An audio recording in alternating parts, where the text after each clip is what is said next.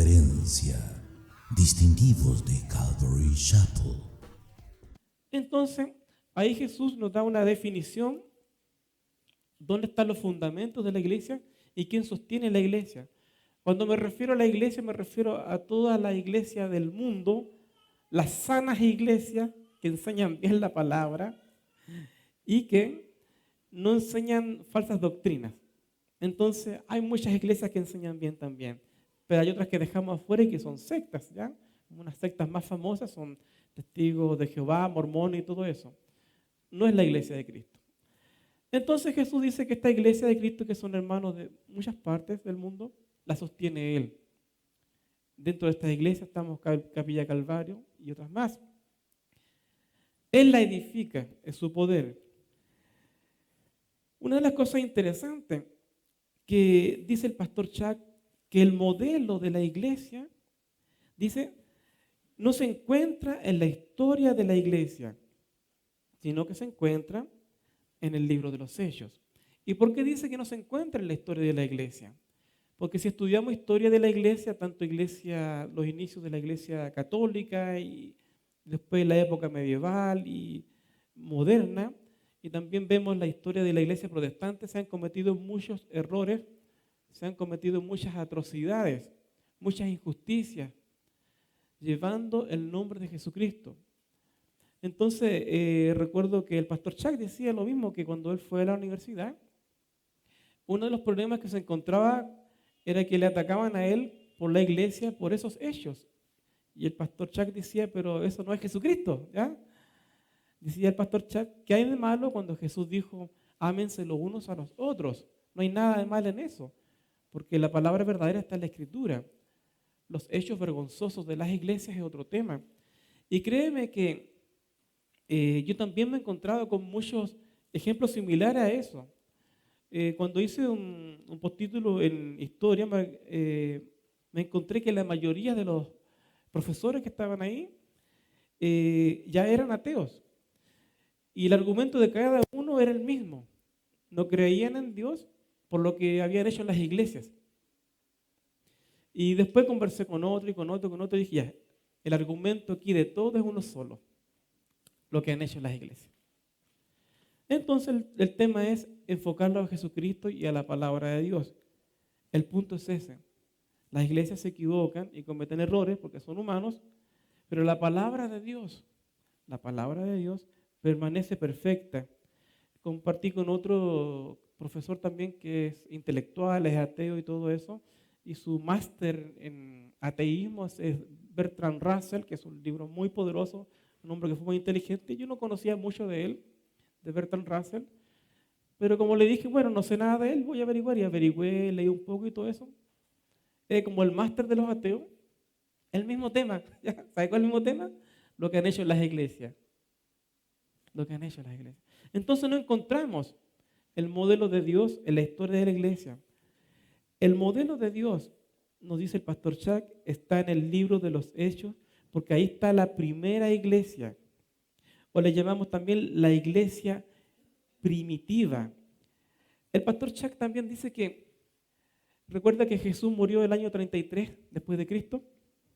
Al año 90, cuando se escribe el libro de Apocalipsis, que son unos 40 o 50 años después más o menos, las iglesias ya también se habían corrompido, porque cuando Jesús le envía el mensaje, cuando le revela el Apocalipsis al apóstol Juan, y envía ese mensaje a las iglesias 50 años después, ahí, ya en el mismo siglo, las iglesias ya estaban mal, las iglesias de Asia.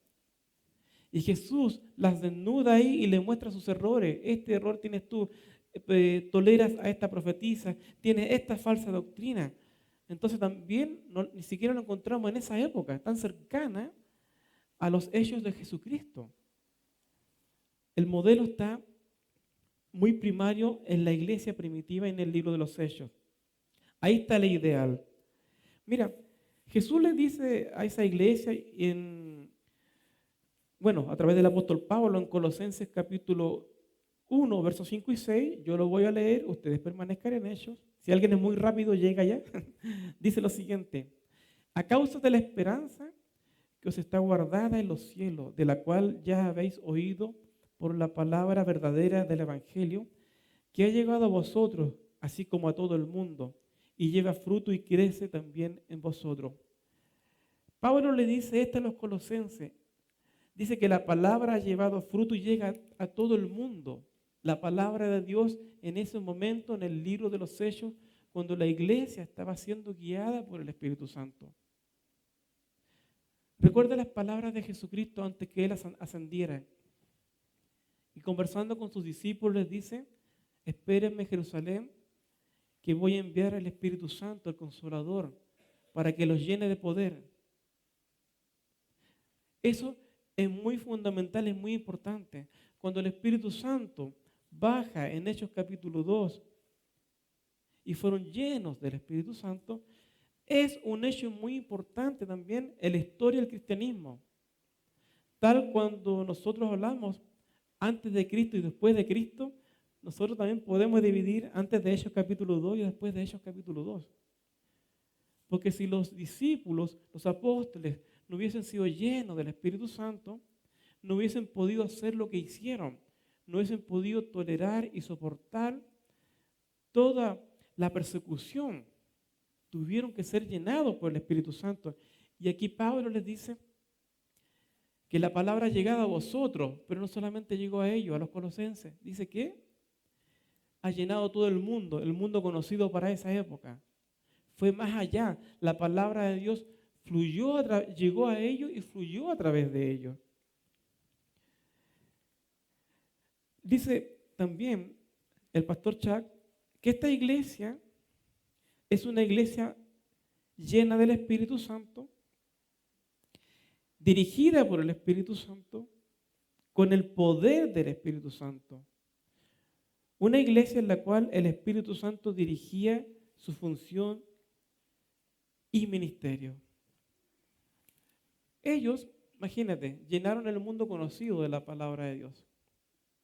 Tú te pones a pensar ahora, tú puedes predicarle a alguien que está en el fin del mundo, ya, o en el fin de Chile. Tú puedes la palabra de Dios llevarla a través de los medios de comunicación que tenemos ahora. Para nosotros es muy fácil. Y si quieres ir allá, toma un avión y estás allá en 2 horas más o menos y es muy fácil. Estaba pensando cómo ellos llevaron el Evangelio a todo su mundo conocido, sin internet, ¿ya? Sin teléfonos, sin autos, sin aviones. Llevaron la palabra de Dios, todas ellas. Sus viajes demoraban semanas y meses. Estaba viendo por televisión una chica, creo que de Europa, de no sé de qué parte, una adolescente, que trae un mensaje acerca de las problemáticas en el clima y todo eso, y que va a hacer un viaje en un yate, pero va a durar meses. Socialmente es una buena causa, socialmente creo que es una buena causa, está bien. Pero ella puso su corazón en eso. Estaba pensando que, mira, involucró a su familia, viene su papá, dejó de estudiar, su papá también dejó de trabajar. El viaje no va a ser muy grato, estaba mirando que ni siquiera van a tener ducha, van a tener que bañarse con un balde y cosas por el estilo. Si personas así niegan sus vidas a tal punto, niegan sus comodidades a tal punto, por causas que son buenas, pero que no son eternas, ojo con eso, son buenas, son temporales, no son eternas. Esa es la diferencia. No van a durar para siempre.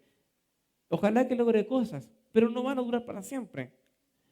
Si su adolescencia la restringe y la de su familia, por esa causa no eterna, ¿cuánto más nosotros, como cristianos, podemos negar nuestras vidas, negarnos a nosotros mismos, negarnos en tiempo, negarnos en trabajo y en muchísimas cosas por la causa de Cristo que es eterna? Que Cristo no va a olvidar tu trabajo, que va a redundar para la eternidad el llevar el Evangelio de Cristo. Dice En Hechos capítulo 13, verso 2, por favor, ahora pueden ir allá. Lo siguiente, hablando de cómo el Espíritu Santo dirigía la iglesia. Dice Hechos capítulo 13, verso 2 y 3. Ministrando estos al Señor y ayunando, dijo el Espíritu Santo, apartarme a Bernabé y a Saulo para la obra a los que he llamado. Entonces, habiendo ayunado y orado, les impusieron las manos y los despidieron.